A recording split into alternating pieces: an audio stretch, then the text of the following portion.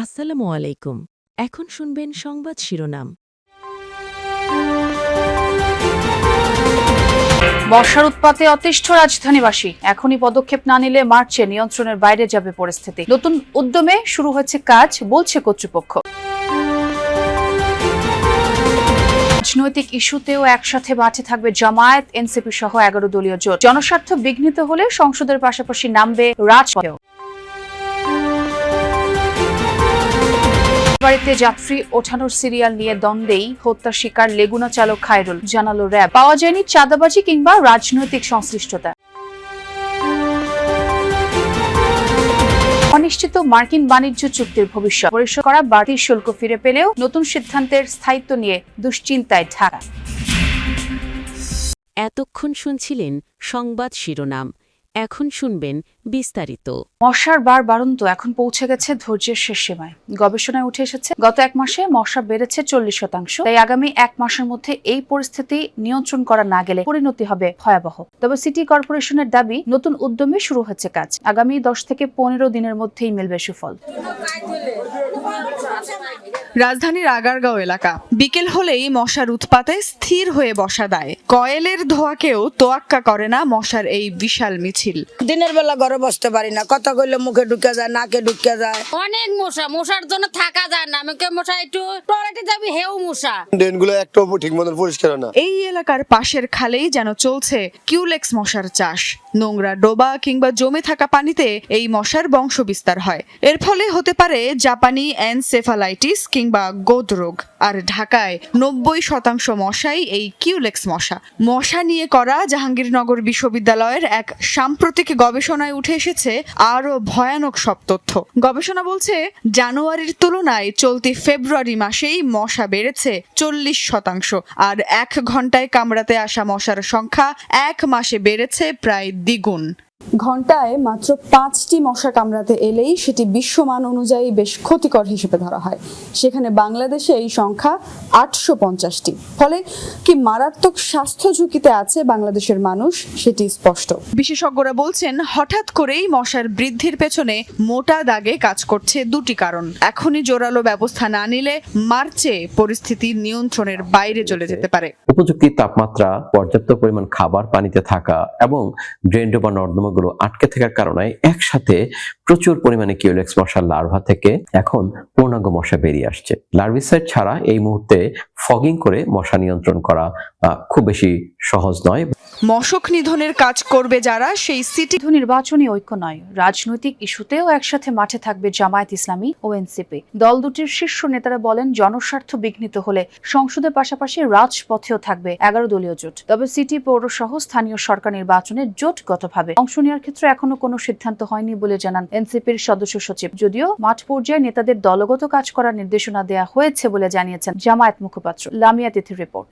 কোনো ঐক্য বা আদর্শিক ঐক্য হয়নি, এটা একটা নির্বাচনী সমঝোতা। ত্রয়োদশ জাতীয় সংসদ নির্বাচনে ঐক্য করে জাতীয় নির্বাচন করে জামায়াত ইসলামী ও জাতীয় নাগরিক পার্টি এনসিপি। জুলাই যোদ্ধাদের নেতৃত্বাধীন এনসিপি এই জোট নিয়ে সমালোচনায় ছিল। দল ছাড়েন নারী নেত্রী সহ বেশ কয়েকজন। এরপরও ঐক্য অটুট রেখে নির্বাচনে 77 আসন পায় জামায়াত এনসিপির 11 দলীয় জোট। সেই ধারাবাহিকতায় তাদের নির্বাচনী ঐক্য এখন রাজনৈতিক ঐক্যে রূপ নিয়েছে। নতুন এই রাজনৈতিক জোট নিয়ে প্রশ্ন ছিল এনসিপির সদস্য সচিব আখতার হোসেনের কাছে। জানান, নির্বাচনী ঐক্যের ধারাবাহিকতায় তারা একসাথেই আছেন, থাকবেন রাজনৈতিক কার্যক্রমেও।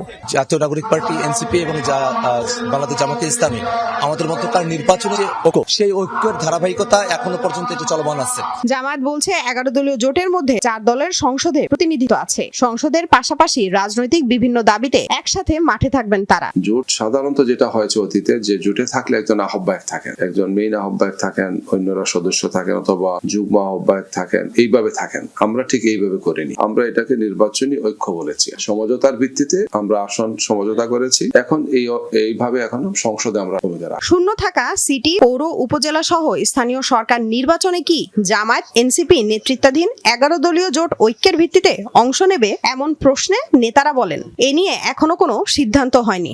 আমরা জামাত ইসলামের পক্ষ থেকে স্থানীয় নির্বাচনের প্রস্তুতি নেওয়ার জন্য আমরা দিক নির্দেশনা দিয়েছি। তো প্রথম ফেজে হবে বিভিন্ন সিটি কর্পোরেশন গুলোতে আমাদের প্রস্তুতি নেওয়ার জন্য বলেছি এবং পর্যায়ক্রমে অন্যগুলোতেও আমরা সেই প্রস্তুতিগুলো নিচ্ছি। রাজধানীর যাত্রাবাড়ি এলাকায় লেগুনা চালক খায়রুল ইসলাম হত্যাকাণ্ডে নতুন মোড়। র্যাব বলছে চাঁদাবাজি নয়, যাত্রী ওঠানোর সিরিয়াল নিয়ে তৈরি দ্বন্দ্বেই পিটিয়ে হত্যা করা হয় খায়রুলকে। এই মামলায় এজাহারভুক্ত 3 আসামি প্রাথমিক জিজ্ঞাসাবাদে এই তথ্য জানায়। র্যাব 10 জানায় লেগুনায় যাত্রী ওঠানোর সিরিয়াল নিয়ে বিরোধের এক পর্যায়ে দলবদ্ধভাবে লেগুনা চালক খায়রুলকে মারধর করলে তিনি মারা যান। এই ঘটনায় এখন পর্যন্ত চাঁদাবাজি কিংবা রাজনৈতিক সংশ্লিষ্টতা পাওয়া যায়নি। 20 ফেব্রুয়ারি শুক্রবার বিকেলে যাত্রাবাড়ির চিটাগং রোডে নির্মমভাবে পিটিয়ে হত্যা করা হয় লেগুনা চালক খায়রুলকে। এ ব্যাপারে তার স্বজনদের দাবি, চাঁদা না দেয়ায় হত্যা করা হয়েছে তাকে। বিষয়টি সামাজিক যোগাযোগ মাধ্যমেও ভাইরাল হয়। ঘটনার একদিন পরেই যাত্রাবাড়ি থানায় খায়রুলের বাবা 8 জনের নাম উল্লেখ সহ আরো 4 থেকে 5 জনকে আসামি করে হত্যা মামলা দায়ের করেন। এই চাঞ্চল্যকর হত্যা মামলার 3 দিনের মাথায় সোমবার 10 এই ঘটনার এজাহারভুক্ত 3 আসামিকে গ্রেপ্তার করে। গ্রেপ্তারকৃত আসামিরা হলেন সোহান মুন্সি, মোহাম্মদ হৃদয় ও শাকিল। 3 আসামিকে গ্রেফতারের পর প্রাথমিকভাবে জিজ্ঞাসাবাদ করেছে র্যাব 10। পরে সন্ধ্যায় সংবাদ সম্মেলন করেন যাত্রাবাড়ি ক্যাম্পের ভারপ্রাপ্ত company commander SM Hasan Siddiqui. তিনি বলেন, গ্রেফতার আসামিরা জানিয়েছে লেগুনায় যাত্রী উঠানোর সিরিয়াল নিয়ে বিরোধ শুরু হয়। এই বিরোধের এক পর্যায়ে দলবদ্ধভাবে লেগুনা চালক খায়রুলকে মারধর করলে তিনি মারা যান। যতটুকু জানতে পেরেছি যে লেগুনার যে সিরিয়াল থাকে একটার পর একটা সিরিয়াল, এরা মূলত হচ্ছে সবাই লেগুনা কেন্দ্রিক চালক এবং ড্রাইভার। এই সিরিয়ালকে কেন্দ্র করে ওনাদের মধ্যে কথা কাটাকাটি হয়। কথা কাটাকাটির এক পর্যায়ে তাদের মধ্যেই মারামারিটা, হাতাহাতিটা সংগঠিত হয় এবং এর ফলশ্রুতিতে ঢাকা মেডিকেলে নিয়ে যাওয়ার পরে ডাক্তাররা তাকে মৃত ঘোষণা করে।